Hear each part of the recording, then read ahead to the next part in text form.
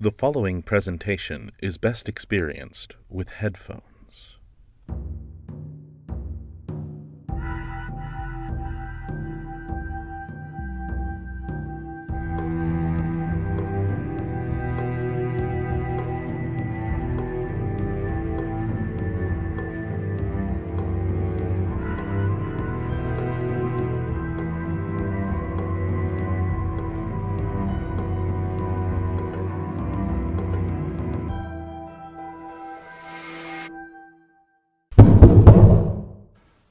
Honoured guest, come over here.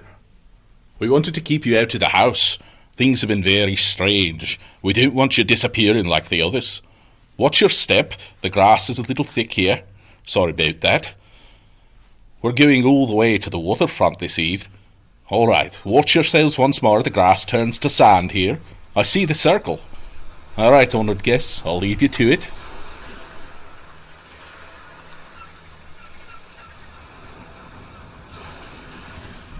Honored guests, we're so excited to share our plan. I do think it has promised to work.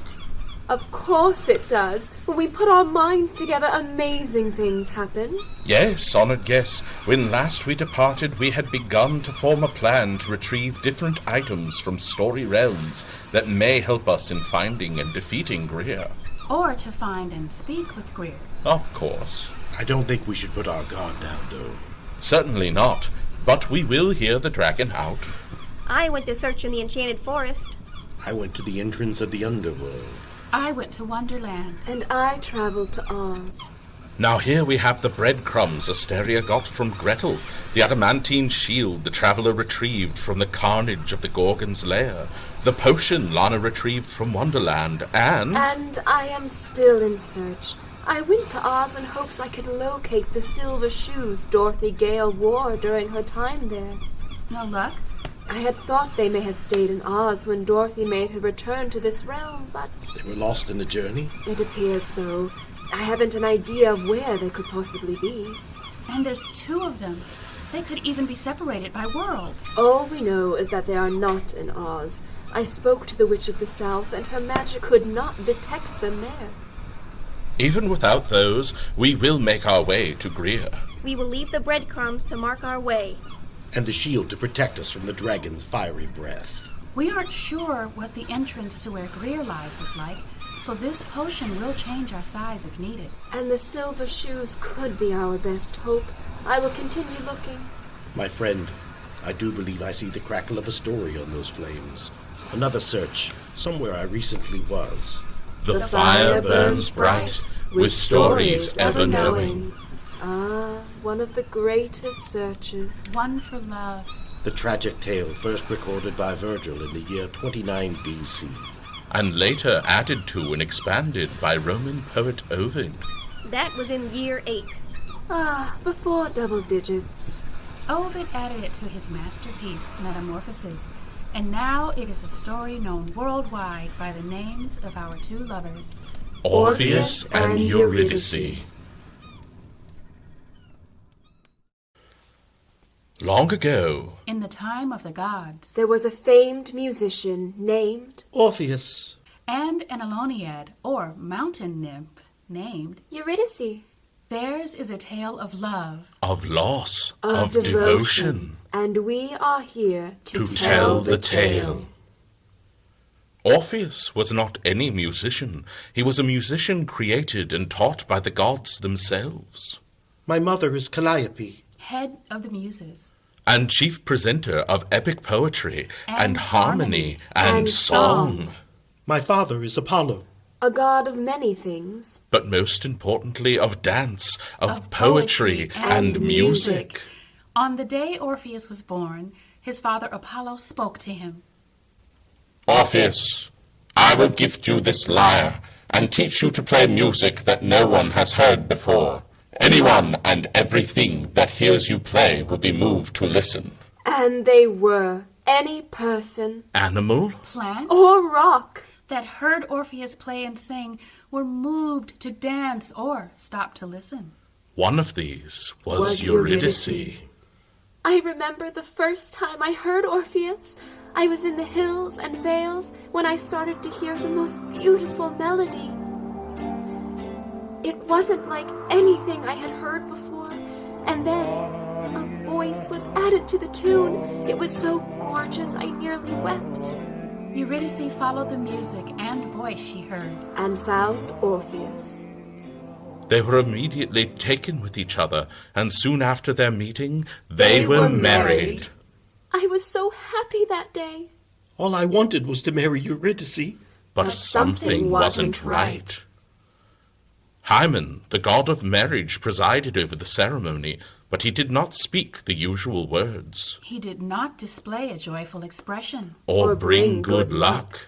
The torch, too, that he held sputtered continually. With tear-provoking fumes, and no amount of shaking contrived to light it properly. The result was worse than any omens. After their marriage, there came a day unlike others when Aristeus, The rustic god of shepherds and beekeeping, Pursued Eurydice.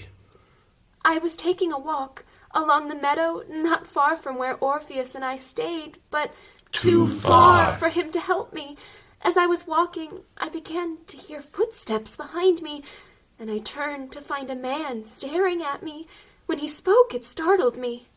I see you enjoy the flowers in this meadow. I do. The flowers and trees always make me happy. You know these flowers are my doing. I have my bees that keep them growing each spring. Oh, I know you. You must be Aristeus. I am. If you'd like to see the bees, we could... Oh, no, I really need to get back. My husband, Orpheus, will be looking for me soon. Eurydice turned to go, and as she hurried along the path of flowers, she failed to look down. She failed to notice that there was A viper in her path. Eurydice stepped on the serpent and instantly Died. It wasn't long before Orpheus found her. I didn't know what to do. I saw my once beautiful, graceful wife dead on the ground. She had a bite on her ankle. I recognized the viper's bite, and I began to cry. Orpheus cried and moaned until his sounds of grief turned into songs. Orpheus sang and played songs so mournful, So full of sorrow, So desolate that all the plants, all the animals, all the mortals, all the nymphs, and all the gods wept. The gods were so moved by Orpheus' melancholy melody that Apollo reached out to his son and through tears said, Orpheus, the gods of Mount Olympus give you each our blessing to journey to the underworld to follow Eurydice. May I stay with her there? It is your choice what you ask of the king and queen of the underworld. You think there is a chance to bring Eurydice back? I cannot tell you that, but what I can tell you is that anyone may be moved by your song, including Hades and Persephone. And so Orpheus traveled to the underworld. When he got to the river Styx, Charon, the ferryman, was hesitant to let Orpheus pass. But all Orpheus had to do was play his lyre. And sing his song, and he passed. Next, Orpheus encountered the great Cerberus, the three-headed guardian of the underworld. But all Orpheus had to do was play his lyre. And sing his song, and he passed. Orpheus next had to pass the Furies, the personified curses of Anger, Murder, and jealousy. Megara, who was the curse of jealousy, stopped Orpheus. Why are You here? I am here to bring back my wife Eurydice. Why do you? Get to come here. And leave. I'm not sure I will be able to. I'm here to ask for both the leave of Hades and Persephone. You don't know, Them very well. do you? I can't say that I do, but I will convince them. How? And all Orpheus had to do, Was play his lyre. And sing his song, and he passed.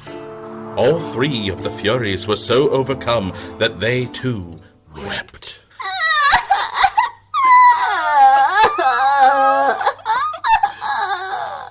At last, Orpheus Orpheus came before Hades and Persephone. The king and queen of the underworld were surprised to see a living creature in their realm and questioned him.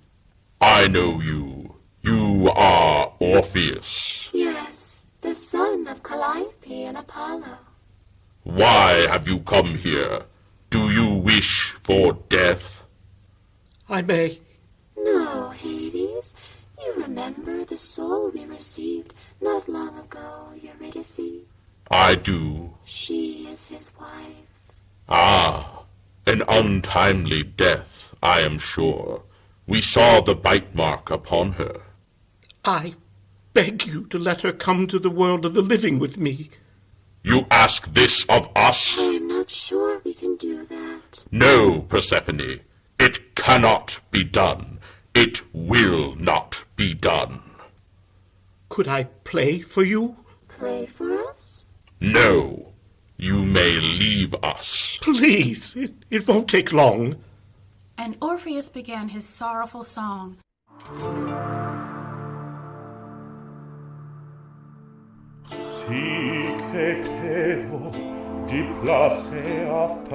beg by these fearful places, by this immense abyss. Not far away, Eurydice recognized Orpheus's song. Orpheus, I miss you so much. It's as if I hear you singing here. The song became louder, clearer, and Eurydice stopped. Reverse Eurydice's swift death.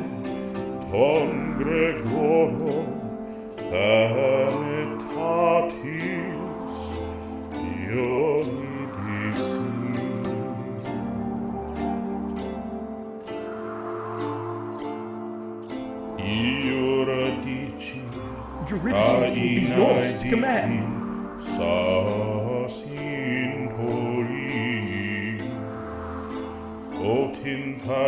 When she has lived out her fair span of years.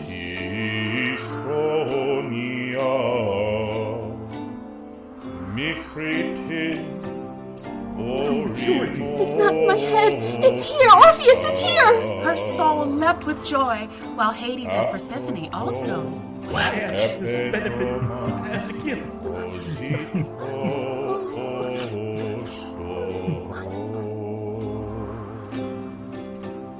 Orpheus, please stop. It is too much. Hades, we must make an exception. Only this once, Eurydice. Yes? Wait. Stay just there. I have rules you must follow on your journey back. Please, I'll do anything. We will follow any rules.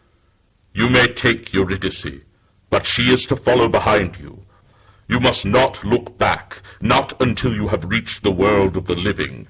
If you do, she will stay here forever. I agree. I agree.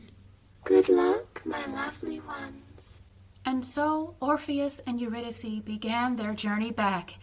Once more they passed the Furies, the Cerberus, and the river Styx, and all Orpheus had to do was play his lyre. And sing his song, And they passed.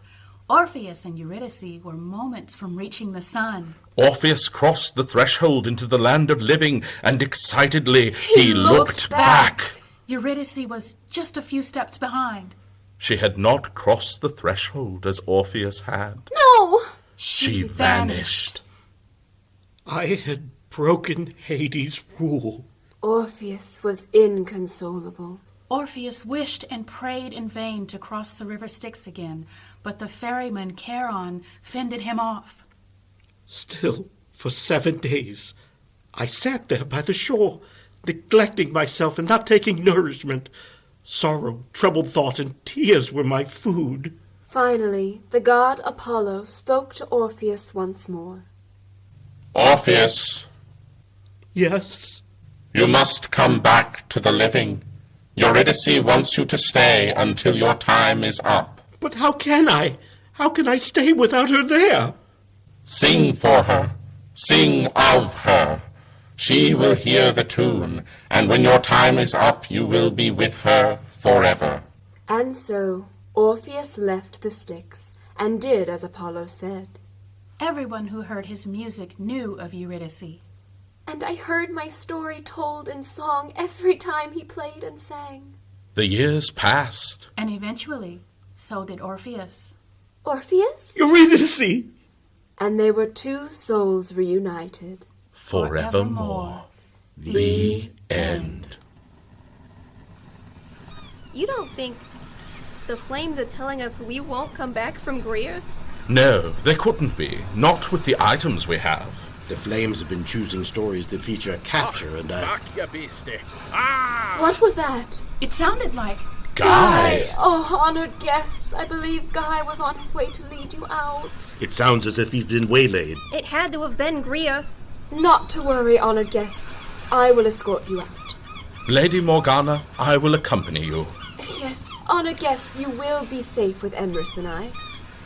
Honored guests, we must say goodbye. Yes, my friend, I do believe I see the crackle of a story on those flames. But for next time... The fire burns low, with stories ever glowing. Now, come along, honored guests. Stay together. Our house is full of twists and turns, but Morgana and I know them better than anyone. Why, there And she are was a so beautiful many swan. voices tonight. Please keep your eyes on us and try not to answer. Morgana, look! Emrys, we must keep going. Our guests need to... Oh, honored guests. Here, follow us this way. Quietly now. This mirror. This mirror is... Shimmering. You know what that means, honored guests? It's a portal. A portal I'd be willing to bet our resident dragon uses. All right. Let us go now. Let us keep our guests safely guided, and then we'll come tell the circle what we found. We will find Greer yet.